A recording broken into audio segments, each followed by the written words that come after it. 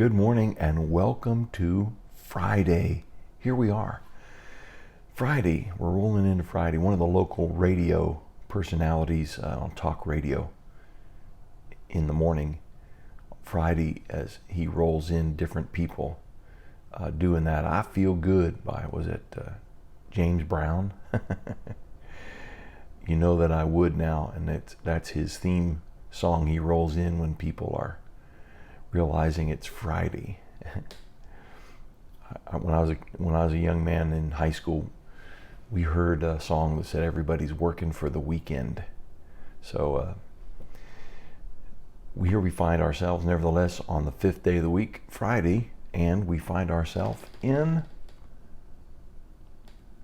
the book of Hebrews, the 11th chapter, and today we're going to hit one single verse, and I figured out that I can do 4 or 5 or 6 verses in 14 to 16 minutes, and I can do one verse in 11.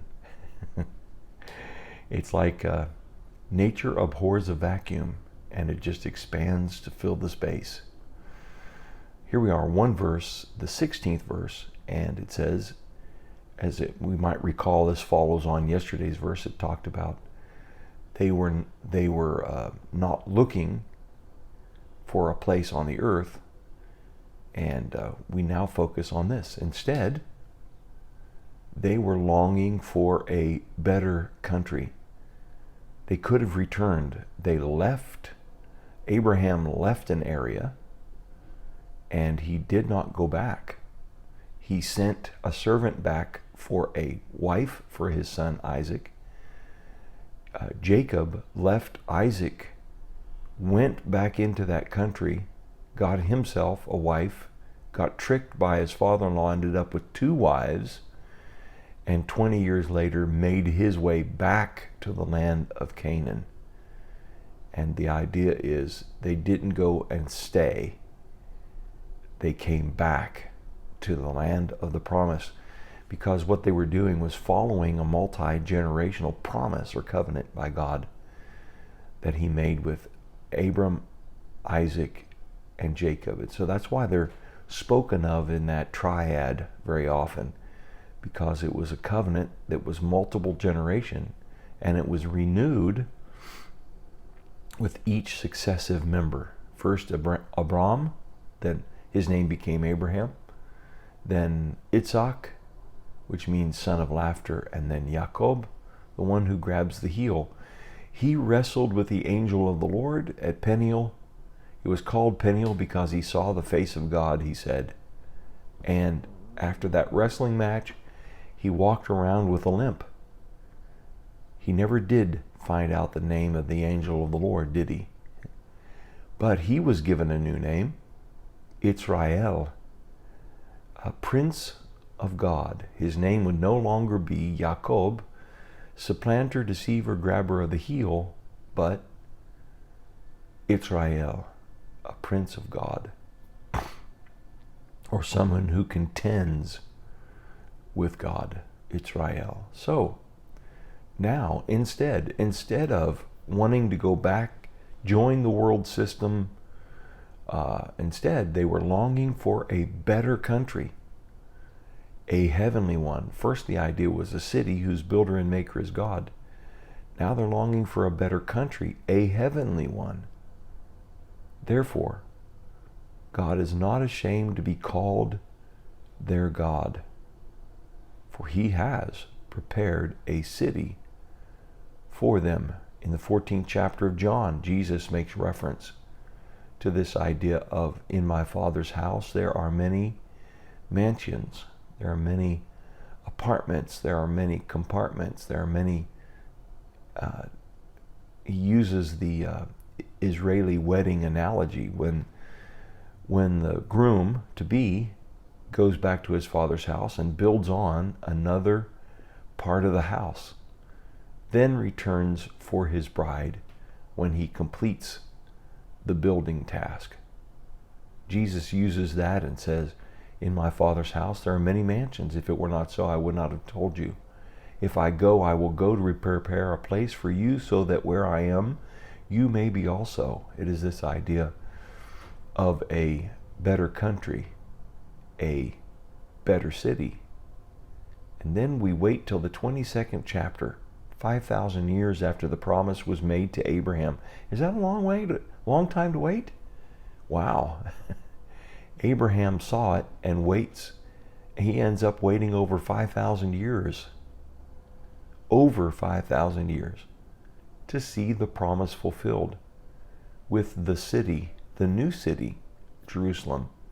And it talks about its foundations. I encourage you to read the 22nd chapter of the book of Revelation and look at the description of the city that comes down after the millennial reign of Jesus the Messiah for 1,000 years upon the earth, headquartered in Jerusalem. There is a new Jerusalem. Not only that, there is going to be a completely expansive prophecy of a new country and a renewed earth, and ultimately becomes a new heaven and a new earth. Now, the kind of people that are going to populate that are a people that God is not ashamed to be called their God. Now think about that. He is not ashamed to be called their God. There were people who called Yahweh their God and yet lived more for the Baals, more for the regional gods of Egypt, more for the gods of Babylon and Assyria, more for the Canaanitish religions. They paid lip service to Yahweh, but actually lived more consistently with the regional gods of the area. Why? Because those were totems. They were an elevation of a human ambition, and they connected over into unclean spirits and fallen ones. Let's call them that. Fallen heavenly beings. Therefore, God is not ashamed to be called their God, for He has prepared a city for them. I think the big takeaway today is longing for a better country, one which originates in heaven, not which originates with man. Therefore, God is not ashamed to be called their God. Think about that, the idea that God would feel reticent, feel hesitant towards a person because they call Him by His name, but they live nothing like His country, like His kingdom, like His nature, like His person. And that would reflect a sense of shame. No? In fact, if we feel weird about that, remember what Jesus said. He says, I will not be ashamed to announce them before my Father and His angels. If you are not ashamed of me, then I won't be ashamed of you. It carries through all the way to Jesus' teaching. It's a real thing. God would not be ashamed. So maybe the takeaway today is, may I live in such a way and have such a confidence and faith in what God has prepared for me that I will long for that. If I will long for that, then I can be assured of one thing. God will not be ashamed to be associated in any way with me. And that's, by the way, what He prefers.